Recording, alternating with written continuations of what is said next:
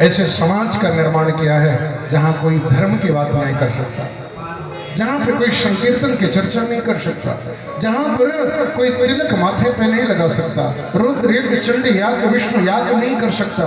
ऐसा ऐसा मनुष्य, ऐसा क्रूरता, ऐसी हिंसकता उस प्राणी के मन में आ गई, जहां पर भी देखता है कि यहाँ हरि भक्त हैं, उस बस्ती को जलाने का प्रयास करता है। और ये द्रोह उत्पन्न कहां से हुआ? हमारे जीवन का वातावरण, जहां पर हम रह रहे हैं ना, उस वातावरण में रहो। अगर नकारात्मकता है, अगर नेगेटिव है, तो वहां से चले जाओ। व्यक्ति हारता कब है? जब नकारात्मक हो जाता है। अपनी वृत्तियों को सकारात्मक बनाने के लिए इसलिए हरि की गाथा सुननी चाहिए, संतों के सानिध्य में बैठना चाहिए।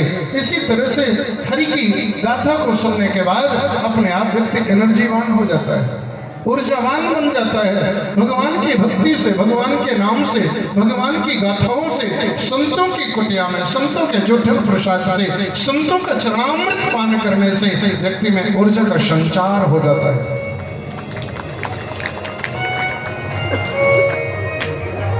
हिरण्यकश्यप, इसका एक छोटा भाई हिरण्याक्ष, वही नकारात्मकता उसके मन में भी है।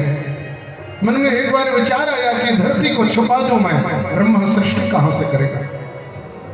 कई लोग होते हैं बिना मतलब के, कोई कारण नहीं, कोई रीजन नहीं है, इसके बाद भी सताते हैं लोगों को, प्रताड़ित करते हैं। इसका जीवन हराम कर देंगे, हम नहीं जीने देंगे। और जैसे चुरा कर ले गए तो ब्रह्मा जी ने भगवान विष्णु की स्तुति करी। अचानक छींक आई, सो दाहिने नासिका से भगवान वराह के रूप में प्रकट हो गए। बोलिए वराह भगवान की जय हो। अपने तीखे दाढ़ों से भगवान ने हिरण्याक्ष का वध कर दिया, धरती को लाया, उसी जगह पर स्थापित कर दिया। हिरण्यकश्यप के मन में प्रतिशोध की आग बह गई कि मेरे भाई की हत्या किया है, मेरे भाई को मारा है, इसलिए इसे छोड़ूंगा नहीं। विष्णु से युद्ध कैसे करूं? तो जाकर साधना करने लगा।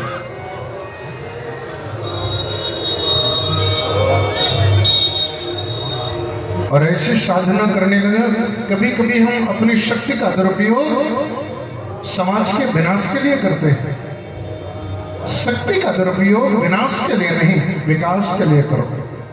शक्ति तो एक ही है। देखो, अगर शक्ति से विकास की ओर बढ़े, आगे की ओर बढ़े, तो अपने लक्ष्य को प्राप्त कर जाओगे।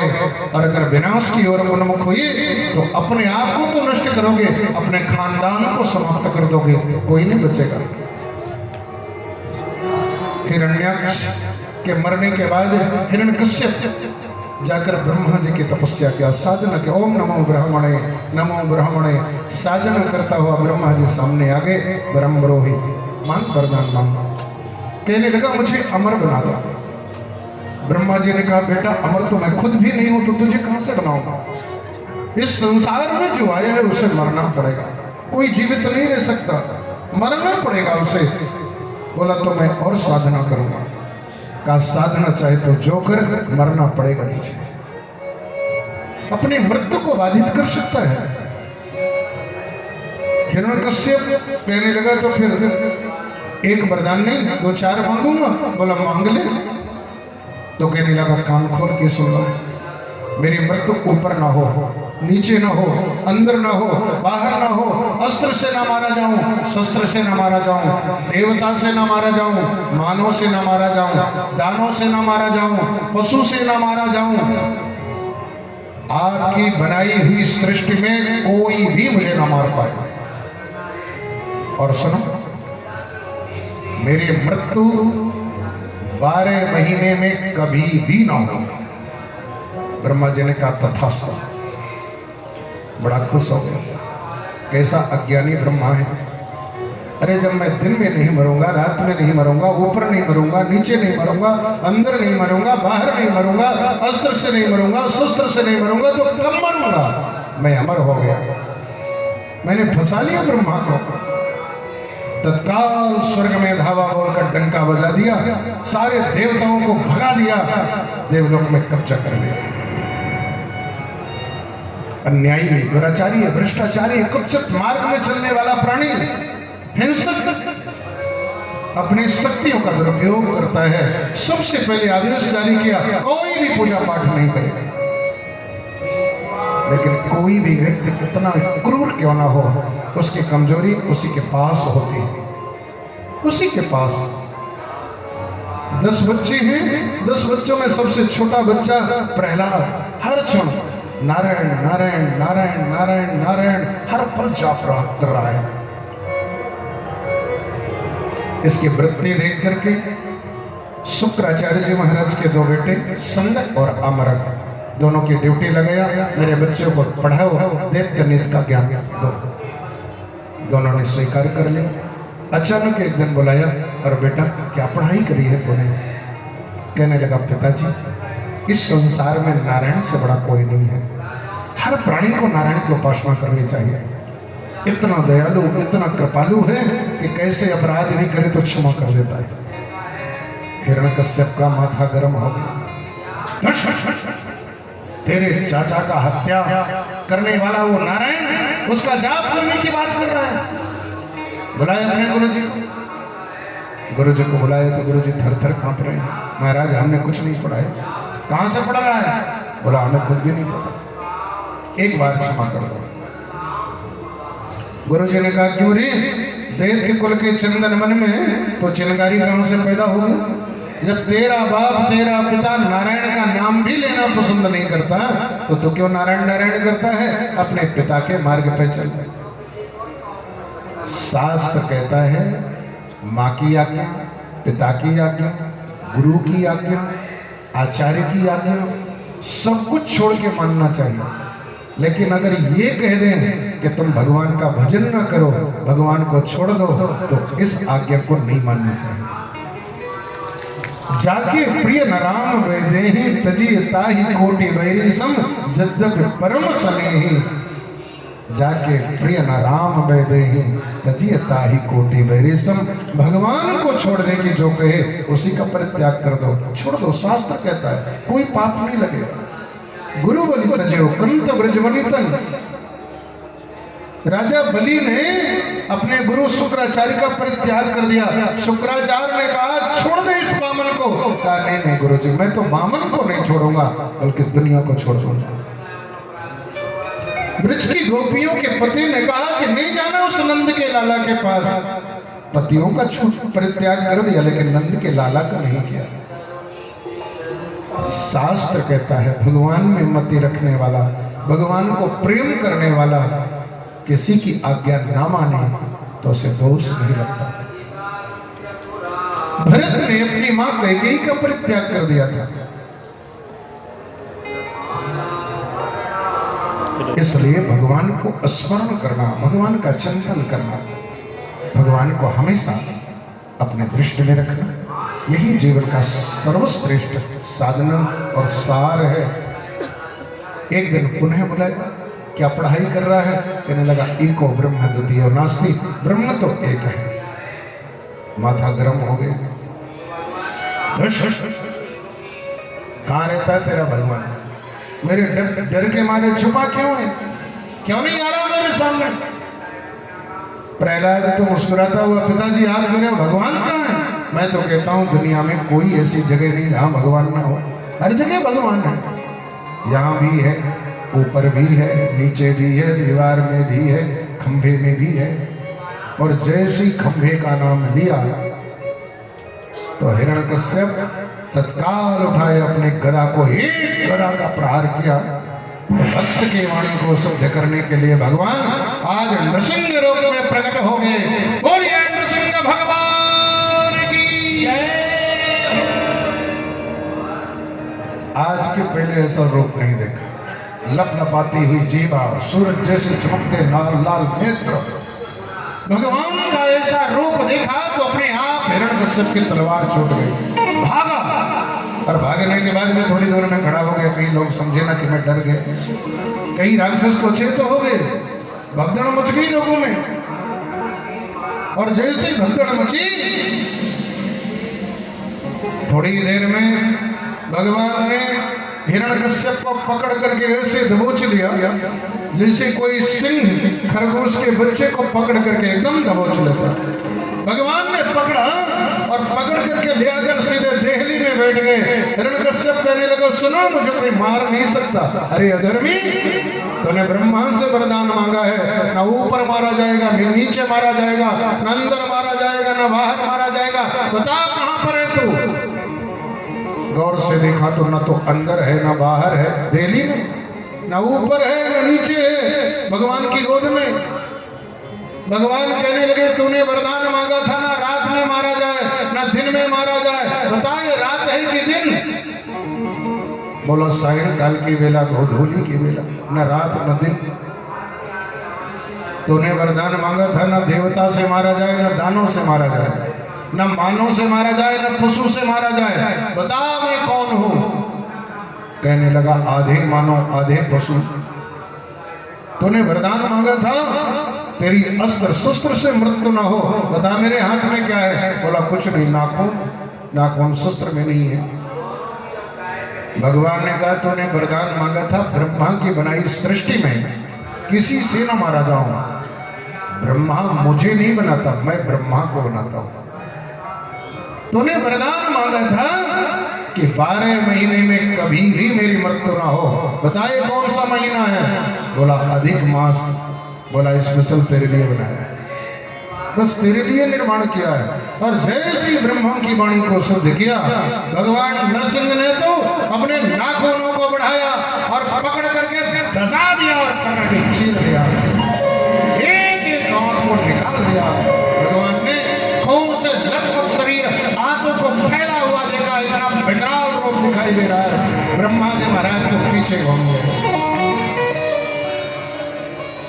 ब्रह्मा जी ने भगवान भोलेनाथ को कहा, महादेव जाइए ठाकुर के क्रोध को शांत करिए, नहीं प्रलय हो जाएगा। महादेव ने कहा कि हमारे में क्षमता नहीं है। क्यों? कहा कि प्रलय काल में भी मेरा इतना विकराल रूप नहीं होता। जिस समय तांडव करता हूं मैं, इस समय नारायण के सामने कोई नहीं जा सकता। तो कौन जाएगा?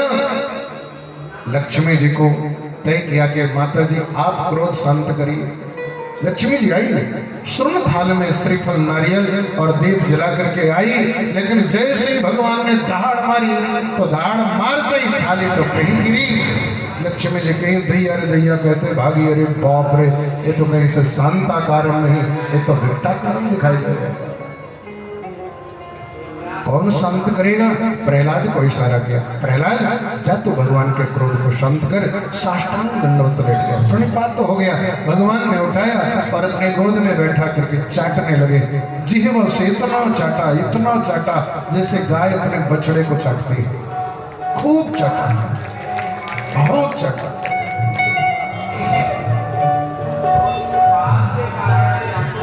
भगवान का एक नाम है भक्तवत्सल।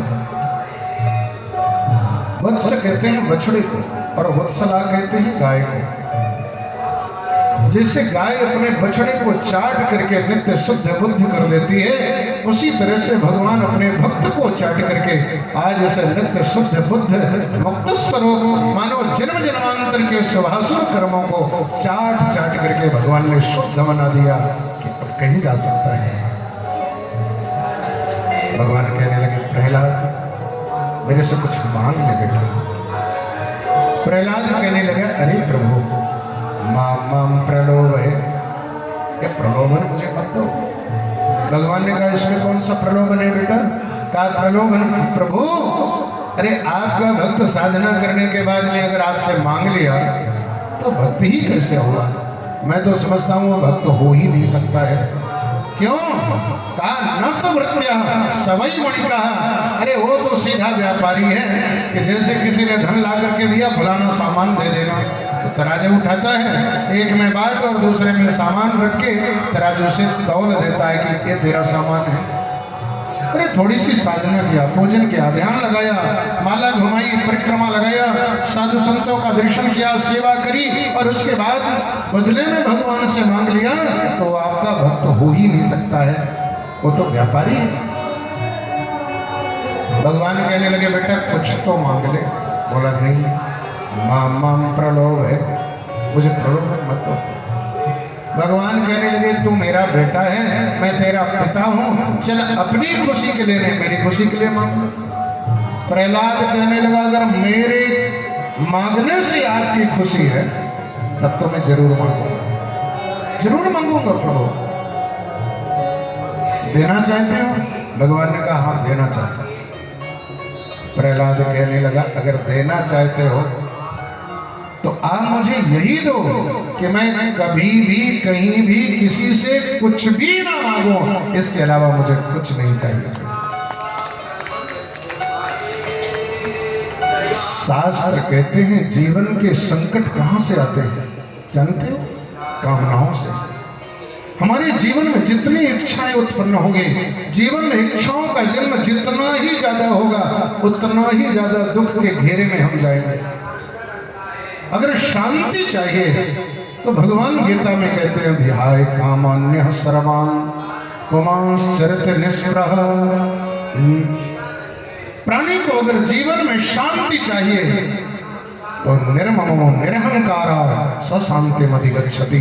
अगर निर्मम हो जाए, निरहंकार हो जाए, कामनाओं का परित्याग करने वाला हो जाए तो शांति को खोजना नहीं पड़ता, शांति तो खुद आकर के बैठ जाती है। शांति प्राप्त करने के लिए बहुत सारी इच्छाएं नहीं चाहिए। इच्छाओं से विरत हो जाओ, इच्छाओं का परित्याग कर दो, इच्छाओं से विरत उपरति हो जाओ और कामनाएं अगर खत्म हो गई तो सुख का जन्म तो अपने आप हो जाएगा। सुख और कामनाएं एक साथ नहीं रहते, दोनों एक के विरोधी हैं एक दूसरे के। दुखों का जन्म तो कामनाओं से होता है। प्रहलाद कहने लगा प्रभु अगर मुझे देना ही चाहते हो तो यही दे दो कि मैं कभी भी कहीं भी किसी से कुछ न मांगो, बस मुझे यही मांगन दो। भगवान कहने लगे प्रहलाद मुझे अच्छा नहीं लग रहा, कुछ तो मांग ले बेटा। देखो भगवान से जब भक्त मांगता है तो घाटे में रहता है और जब नहीं मांगता तो फायदे में रहता है। मांगने से घाटा कैसे?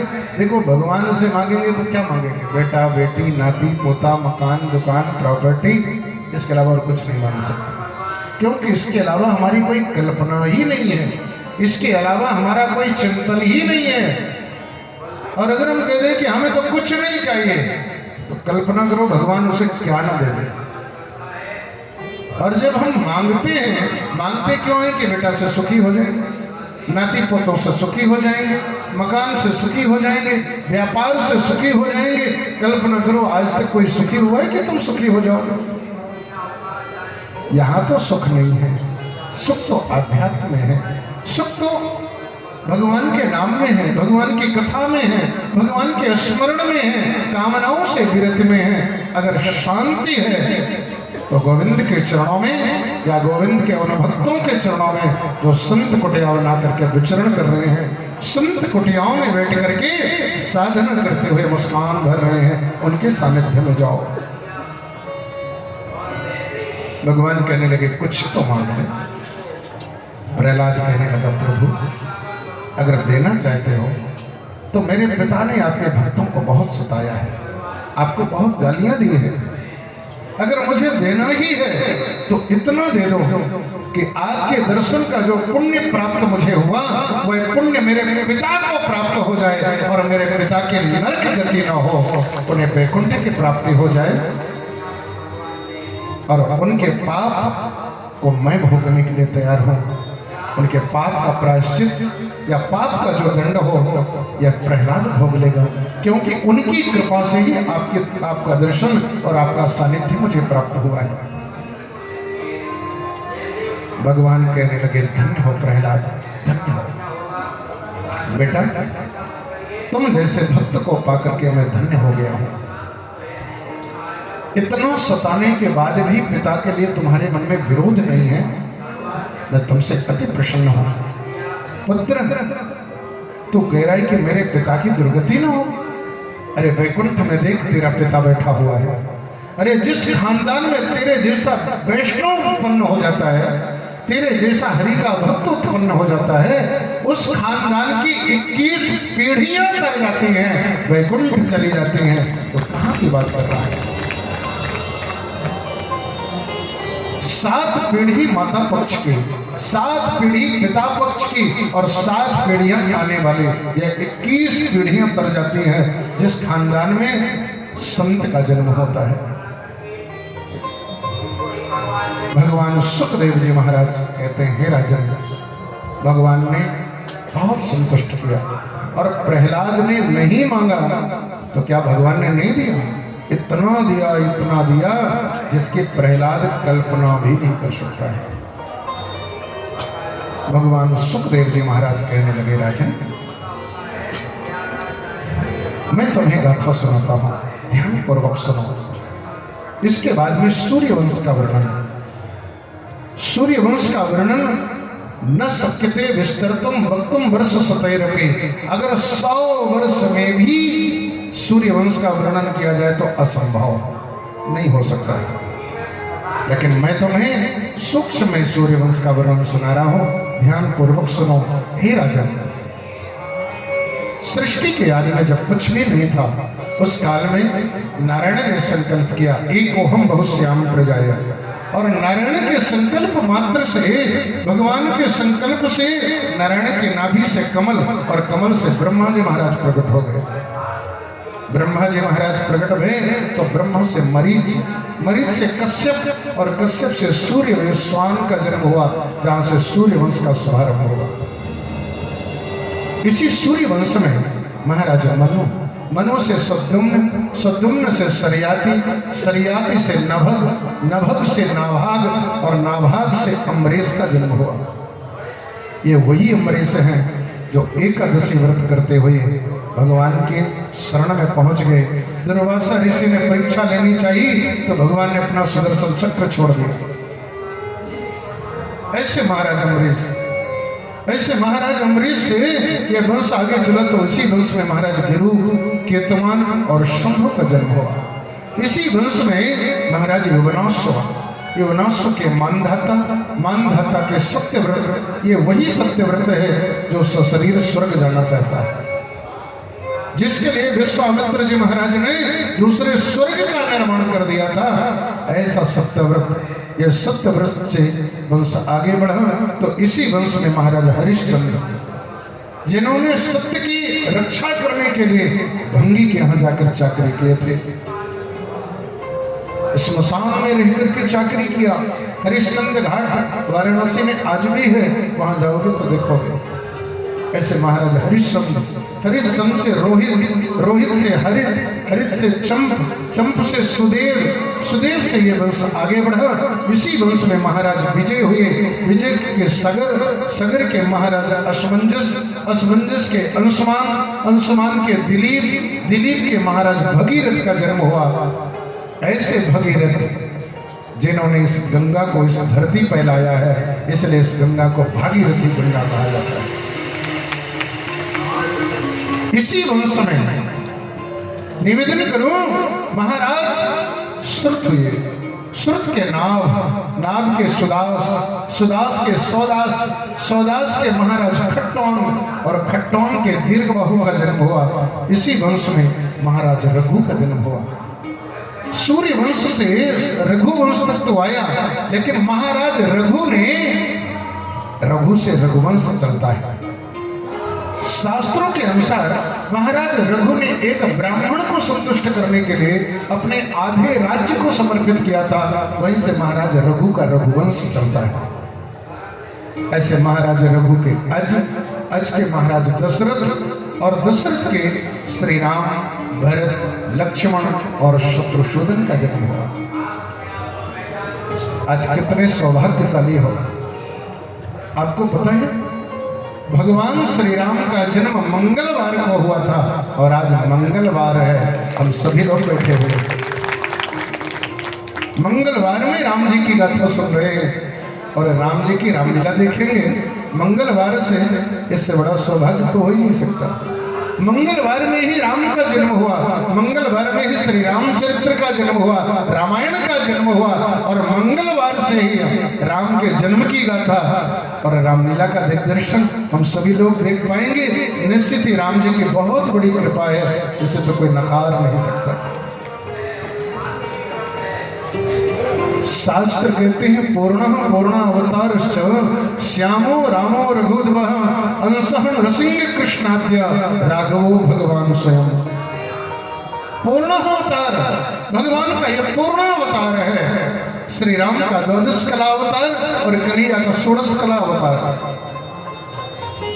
भगवान श्री राम मर्यादा पुरुषोत्तम और कन्हैया लीला पुरुषोत्तम।